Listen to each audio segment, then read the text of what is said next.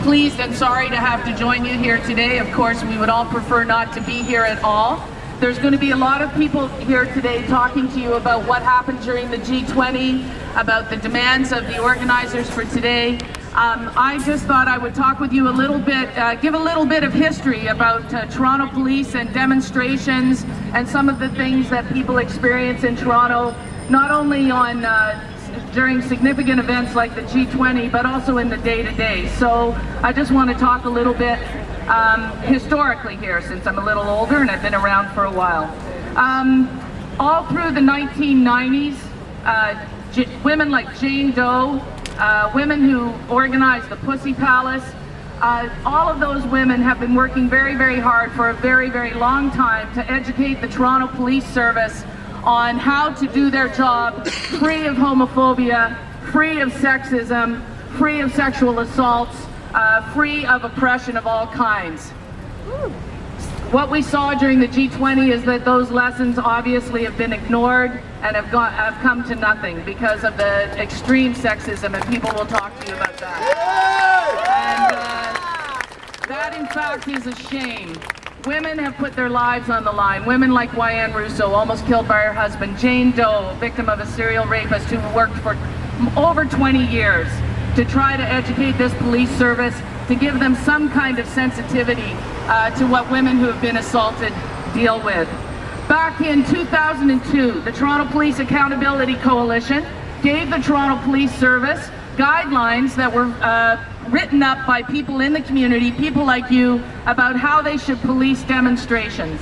And those guidelines in 2002 talked about, number one, trusting us to police our own demonstrations, because we've been doing it for a long time and we'll be doing it for a long time still. And we know how to.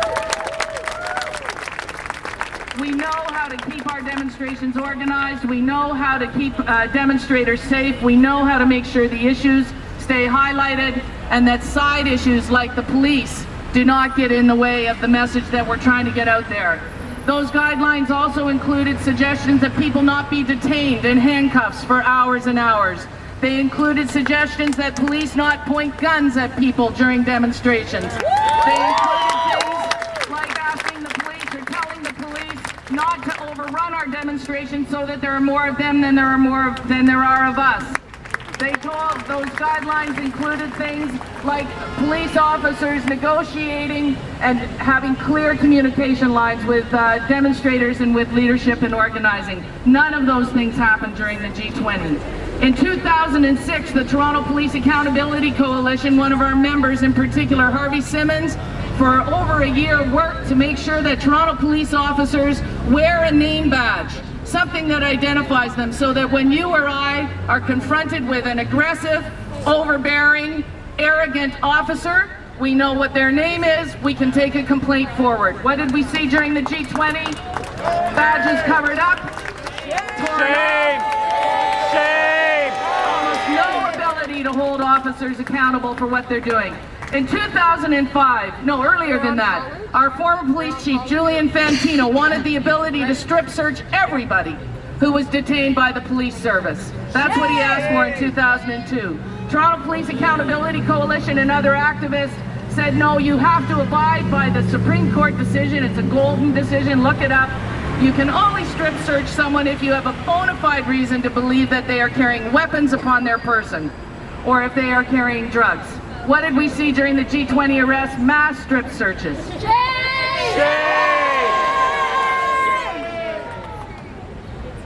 Jurisdiction problems. Yesterday, I was reading in the paper a report out of Vancouver that said the RCMP would not share information with the Vancouver police, and over a dozen women in Vancouver's downtown east side were murdered as a result of their incompetence, their arrogance, and their inability to share information. That also happened here during the Bernardo situation. I think, and I think many of you will agree with me, we saw the same thing happening over the last weekend in June. We had Julian Fantino fighting with Bill Blair, fighting with God knows who else over who was in charge.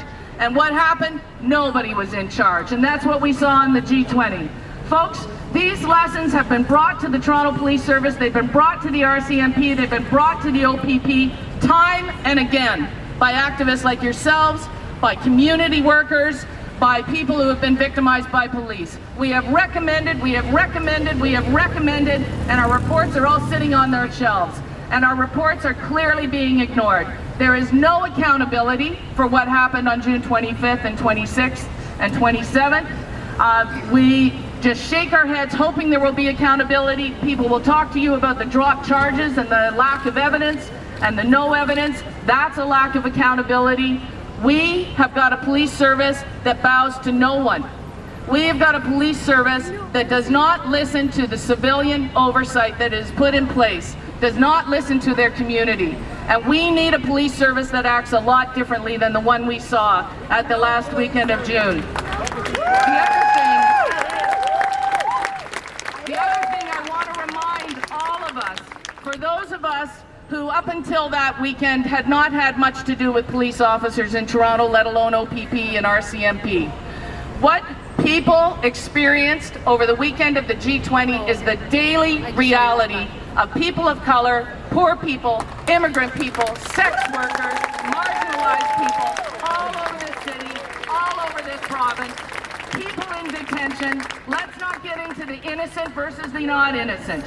We all have human rights. They're all protected, whether we have status in this country, whether we are under arrest, whether we are detained, whether we have broken a law or not broken a law. We have the right to be treated with dignity. We have the right to talk to a lawyer. We have the right to get good advice about what our next step should be. We have the right to freedom from sexual violence. We have the right to freedom from oppression. And we don't lose that right because some bloody officer in town from God knows where has decided that we look like we might cause trouble because we have a black t-shirt on or some other profiling piece that they have decided to bring us in on. We have that right whether we are innocent or not innocent, and we've got to not let them divide us from each other that way. I'm innocent today, tomorrow I could be not innocent in the eyes of some officer on his or her whim, and we need to understand that. That is the state of policing. That's what we saw. That's what people in this city see every day when they break into their homes in the middle of the night looking for their son because he happens to look like somebody, well, that maybe did something 2 weeks ago, right? This is not the way we deserve to be policed. This is not the way we want to be policed. In fact, what we want them to do is get out of the way. Stay out of the way. Let us bring our issues. Let us have access to the people that have been elected to represent us. It is our right to demonstrate in front of offices. It is our right to go up to that fence. It is our right to be here right now. And we got to keep demanding that right and not let them intimidate us. Thank you.